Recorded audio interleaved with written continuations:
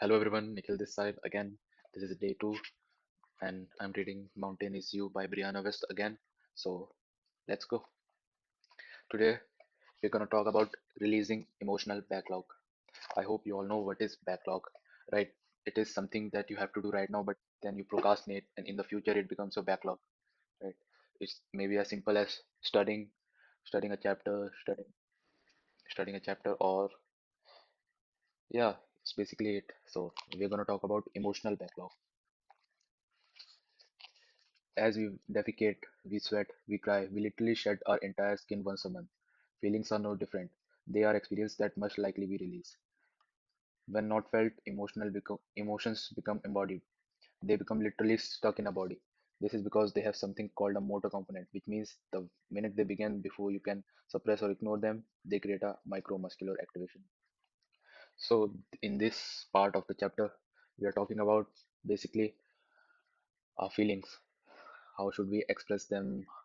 What should we do of our backlog of our feelings that we had in our past, right? And this tells us that each and every feeling is connected to one of our body parts.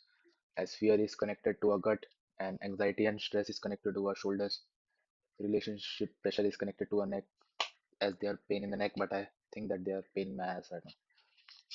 Well, and heartache, breakups, it's in our chest. It's so poetic, right?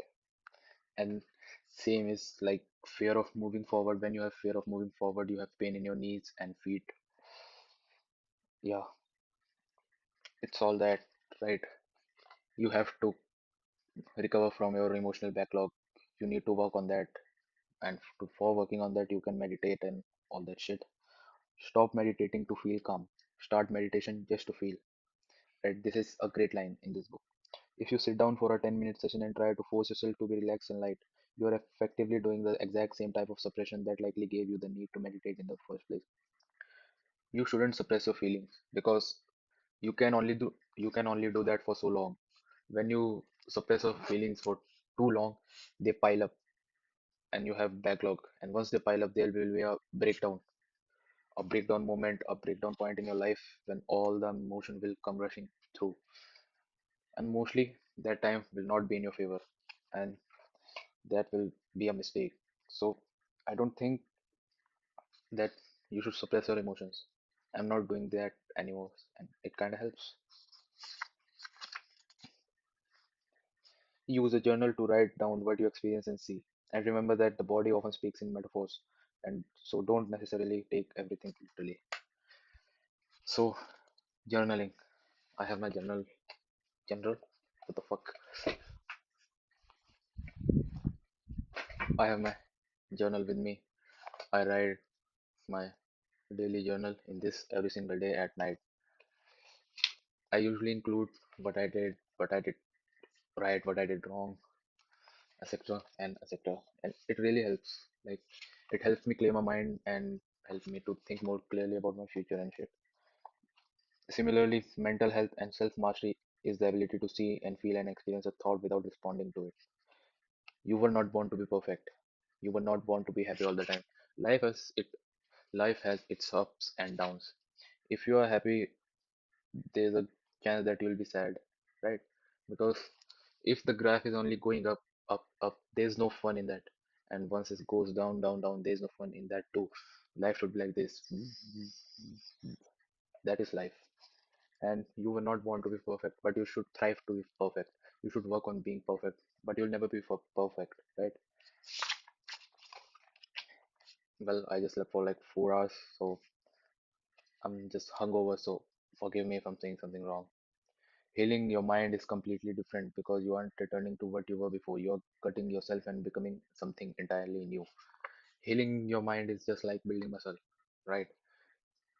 You don't want to be what you were before, but you're creating, you're essentially healing your body if you're creating muscle, right? If once you break down your muscles and then you heal them, that is just like a mind. We heal that to something new, something better, something that is not so weak and fragile. Healing yourself is the most uncomfortable, disrupting, important thing that you'll ever do, and also the hardest. Healing requires you to feel the deep heartache lingering in you instead of subconsciously recreating the experiences. So you have an outlet to release it. When you are no longer scared of feeling anything, when you are no longer when you no longer resist any part of your life, something magical happens. You find peace. Peace is not like, damn, on 29 December 2024 I found peace. That is not like this, right? Finding peace is completely different. Finding peace is like, it's like enlightenment. You won't find it in a day. You won't find it on a day. You'll find it across a period of time. Healing is not merely what makes us feel better the fastest.